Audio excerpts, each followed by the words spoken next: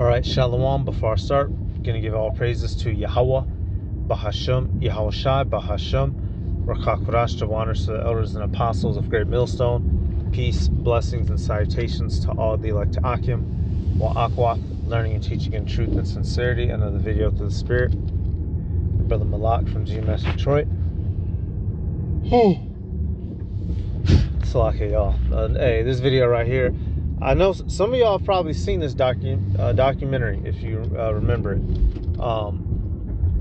You had these Edomites, these so-called white folk, these old devils being interviewed about how they feel concerning black people, and their words are very telling. And you know, the way I was going to title it, this is what they thought back then, and this is what they think now. This channel, this David Hoffman, you know, he'll put up interviews of people from back in the day, from decades past, and you really see how it's nothing new under the sun. People are making the same arguments and complaints decades later. And this one right here, y'all, this just goes to show you the so-called white man, they have no empathy, they have no sympathy, they don't give a fuck about you. The so-called white man does not care about the pain and suffering that he has inflicted upon the world, and specifically the Negroes, Latinos, and Native Americans whom he used to build up this country, America. He does not care. He sees you as lazy, uneducated, animalistic, and feral at best. They don't even believe that you're really humans. Hence, when you see the atrocities that they commit to us and to the world, it should make sense. It's easy to kill a person when you look at them like a dog. It's easy to poison a group of people's water, to miseducate them and teach them lies about who they are in history when you hate their guts and you see them as the enemy. So while you niggas are busy worshiping the so-called white man, looking up to him as the pinnacle of creation, he looks down on you as something barely above a fucking pet fish.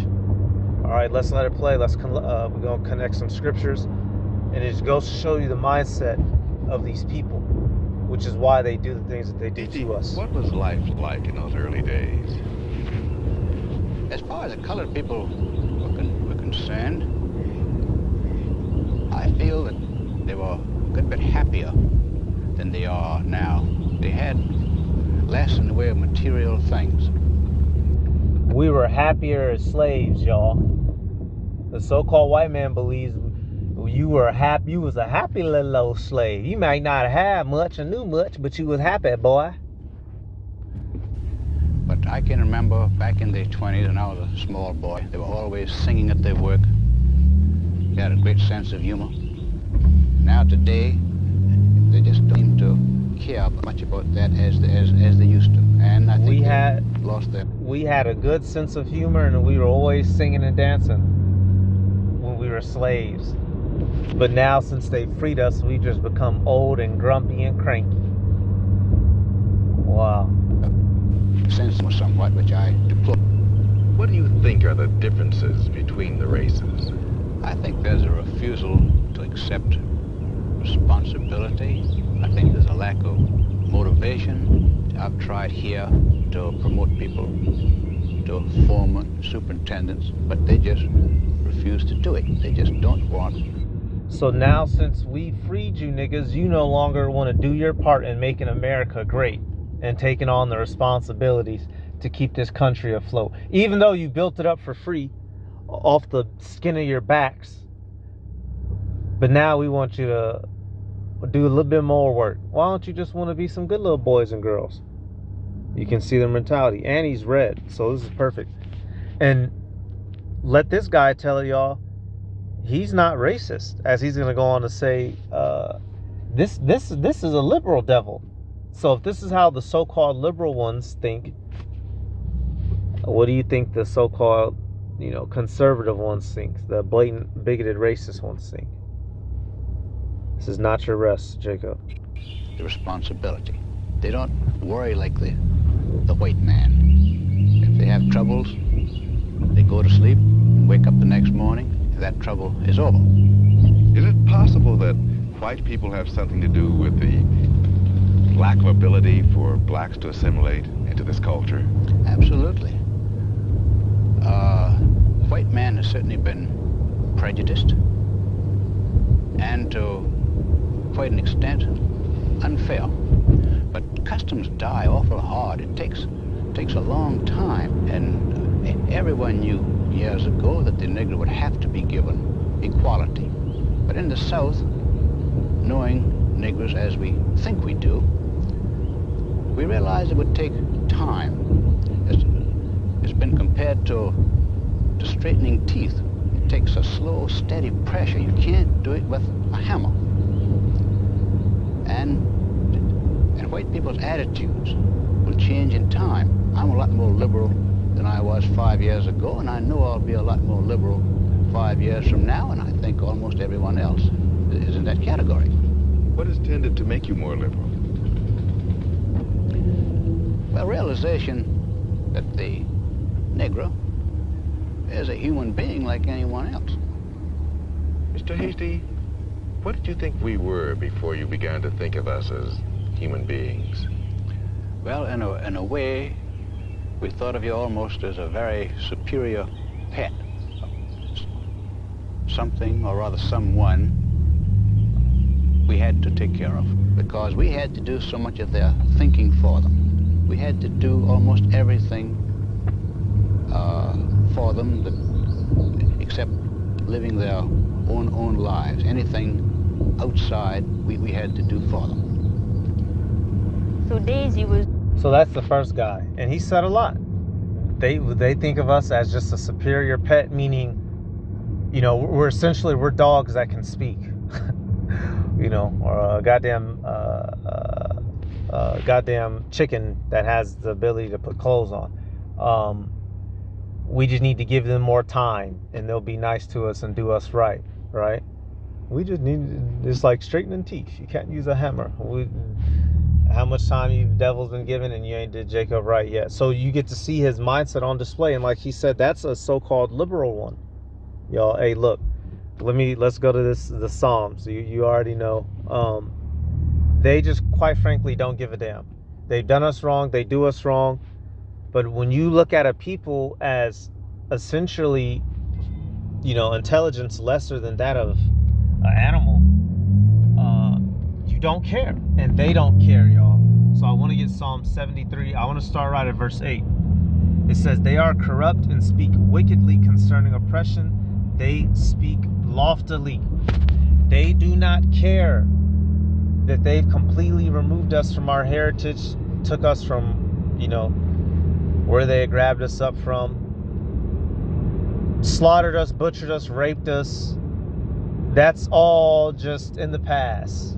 We should just get over it and assimilate to the culture by now." They do not care.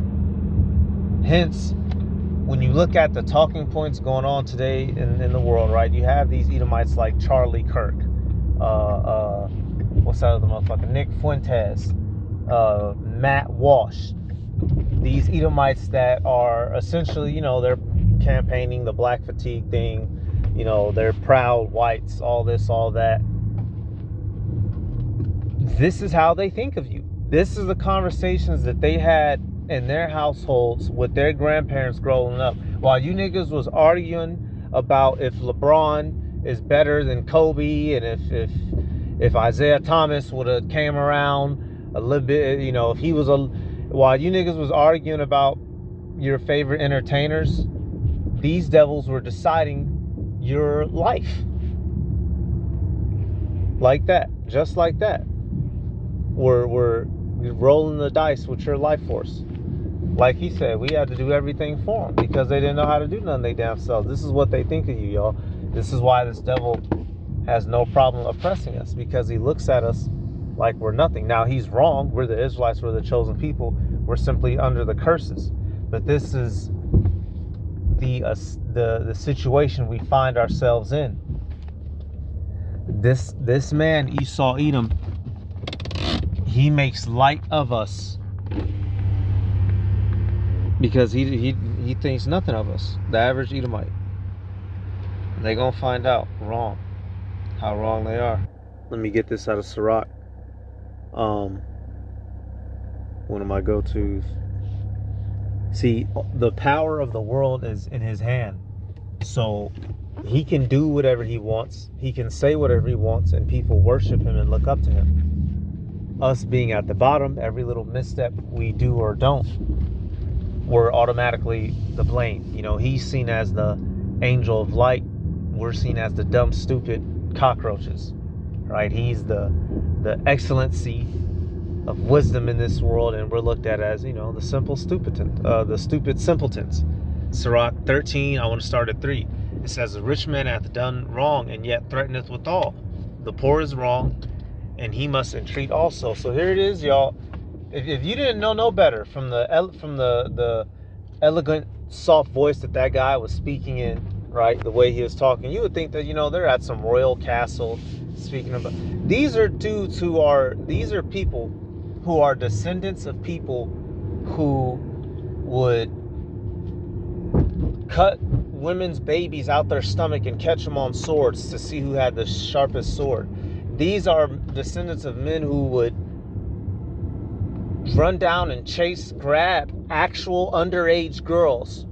Men like Christopher Columbus, who made sexual use of underage young boys and girls. If you remember, in Uncle Tom's Cabin, you had those young Negro males and females painted in silver and gold dust being sold off for sexual favors. There's what did they used to call it in slavery? The showgirls. What did they give me 1 second, y'all. They had a term for the young black girls that they would sell off. The fancy girls. Says the term fancy girl refers to a category of enslaved women during the period of slavery in the United States, specifically those purchased for sexual exploitation, sexual violence, and abuse. It says young, often light-skinned enslaved women were categorized and sold as fancy girls. These people sold our daughters as human sex toys. And they have the nerve to sit up on a chair with some glasses on, talking about who's civilized and uncivilized. Yet, they get praised and lauded. Meanwhile, we get the fingers pointed at us and demonized. Right? Linking it back with that Sirach. These people have done nothing but wrong, yet they get praised in the world. And we're looked at as the antagonists. Meanwhile, we've been literal victims. We're not playing the victim game. We've been straight up victims. They have no sympathy. They have no remorse. But that's when you read concerning Jacob and Esau, that is the relationship that it was said that we would have. That we have a hatred for one another. And Esau, in particular, he hates us because we have the blessing and the promise and he doesn't. Let me get I might have to go to Ezekiel. Yeah. Okay, let me do this. What the fuck you about to do? Turn, nigga? Come on, dude. I'm sorry, y'all. I'm on the road. Hey, you know, they make red lights for a reason. You know, you choose to ignore it, you will fuck around and get folded off some damn where. And I'll keep going on you. Anyway, Ezekiel 35. Where is it at? I want to get. Okay, let me do this real quick, y'all. It's either the word old hatred or perpetual hatred. Might be. Oh, yep. Yeah. Let me see.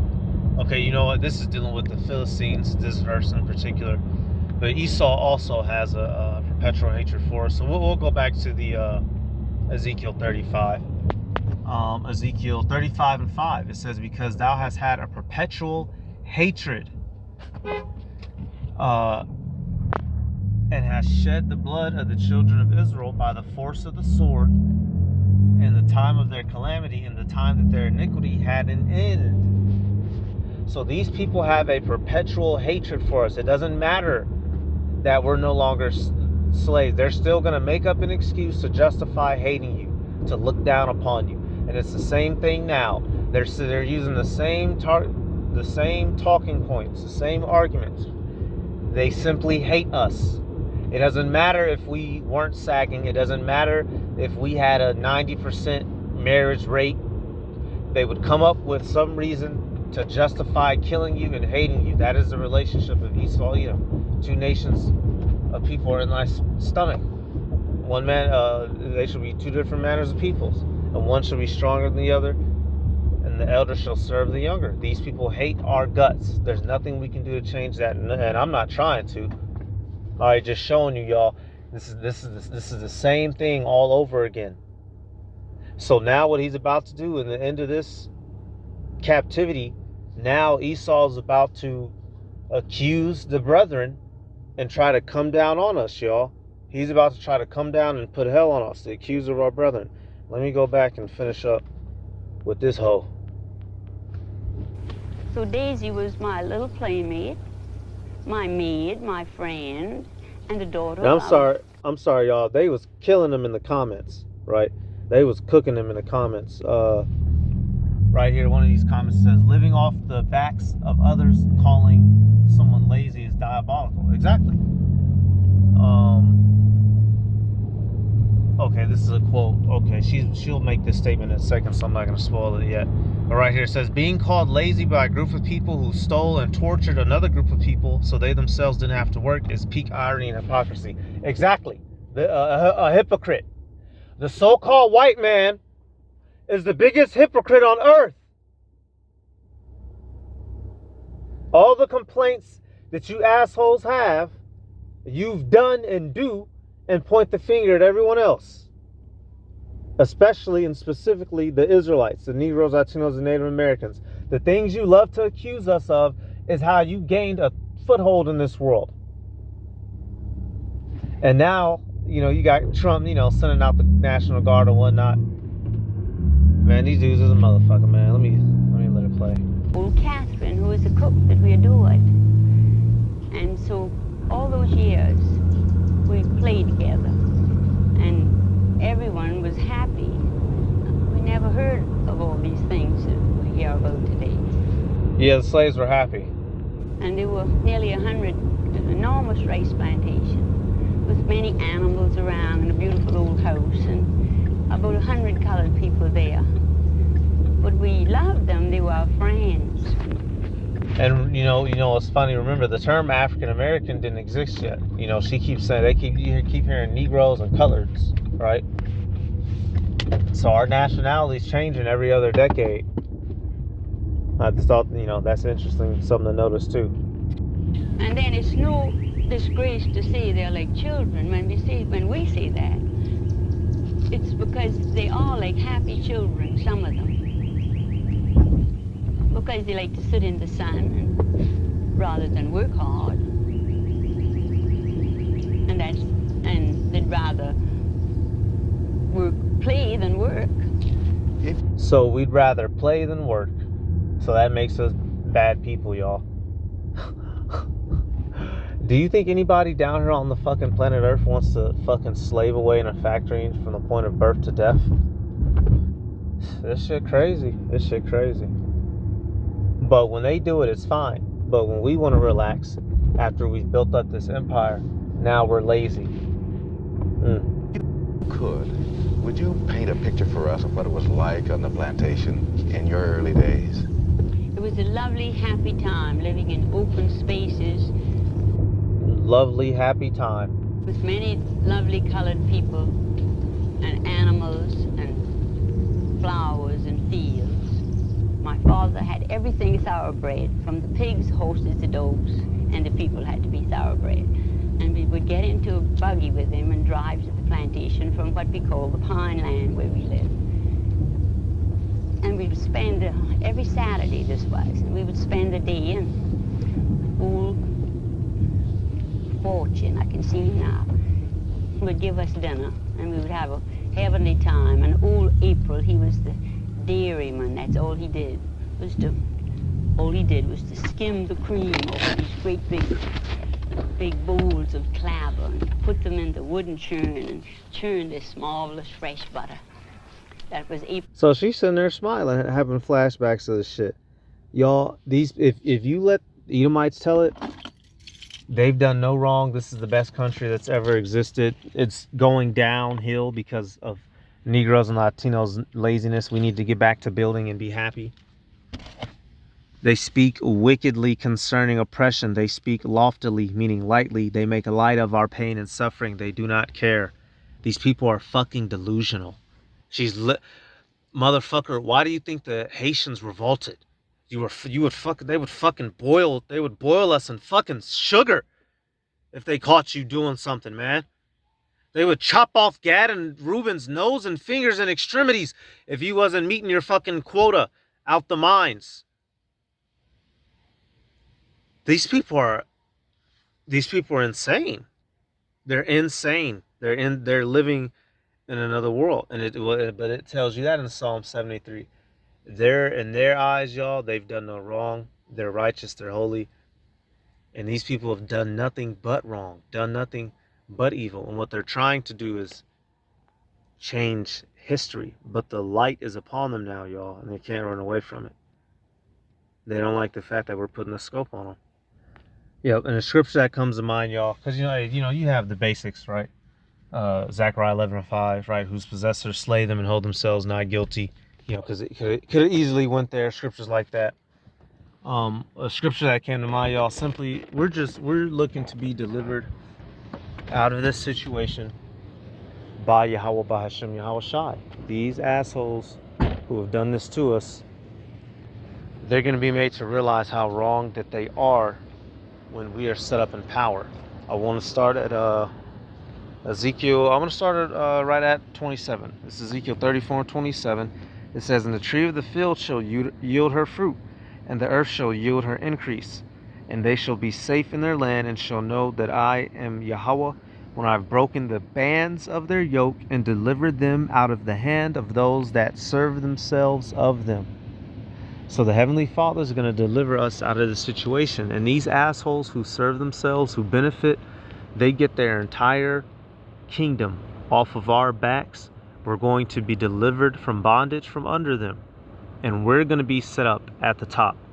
And so when we are living it up and these assholes are crying and begging for mercy, we're not going to let up on them. Let's get that. And specifically Esau, because the heathen will be allowed to go back to a form of domicile after the 1,000 years, right? We'll let up on them to a degree. They'll go back to their lands and have a small amount of autonomy. And at the moment they fuck up, we crack in their domes. Esau's going to be utterly obliterated. But we know here in Luke, in the parable, Esau's going to ask for us to let up on him. And we're not going to let up, because they don't let up on us. And today's that we're the problem. We're lazy, we're stupid, we're unintelligent. Matter of fact, go back here, the comment that I was waiting to read. Right here, it says they rather sit in the sun and play rather than work. If working was the measure of a dignified person, then why did they need slaves? Why did she sit and play in the shade? Exactly, you fucking hypocrites. And the joy of the hypocrite is but for a moment. Job 20:5. So you motherfuckers, live it up. Talk your shit. Sip on your lemonade in the shade. You know what's so funny, y'all, right now? I swear I ought to take a picture. I'm outside of my car. I just got back home. I'm finishing up this video, y'all, and not too far from me, there's two white women. They're probably in their 40s or 50s, sitting out in lawn chairs under this tree. I haven't seen this before. I guess they just, the season's about to change, or maybe they're cleaning, so they shut down the pool at my apartments. But you got these two middle-aged white women sitting in the sun with beach chairs in their grass, eating and drinking and talking shit, right? We're gonna fucking break the Edomites down to the lowest that they've ever been, and they're not gonna know what to do. They're not gonna know what the fuck to do with themselves. I ought to take a picture, y'all, but I don't know if I get away with it. Luke 16. So when we get to the kingdom and we're living it up, they're gonna want some relief, and we're not gonna give them any relief. Luke 16 and I'm gonna start at 24. Y'all should know the parable, right? The rich man and the poor man. It says, which represents Jacob and Esau. It says, and he cried and said, Father Abraham, have mercy on me, and send Lazarus that he may dip the tip of his finger in water and cool my tongue, for I am tormented in this flame. But Abraham said, Son, remember that thou in thy lifetime receivest thy good things, and likewise Lazarus evil things. But now he is comforted, and thou art tormented. And that's what I can't wait for, y'all. The table's gonna turn. They're gonna be the ones tormented, and we're gonna be the ones comforted, and we're gonna see. You know, we're gonna be saying the same things to them. Y'all are just a superior pet. If only you could just stop being a bunch of illegitimate bastards and grow your intelligence and keep the laws, maybe you wouldn't be in such a state, such a case. So what goes around comes around, and when it gets to Esau, he's not gonna like it. But hey, that's it, y'all. I'm gonna give all praises to Yahweh, Bahashem, Yahweh Shai, Bahashem, Chakorash, double honors to the elders and apostles of Great Millstone. Peace, blessings, and salutations to all the elect Akim, Wa Aqua, learning, teaching, and truth and sincerity. Shalom.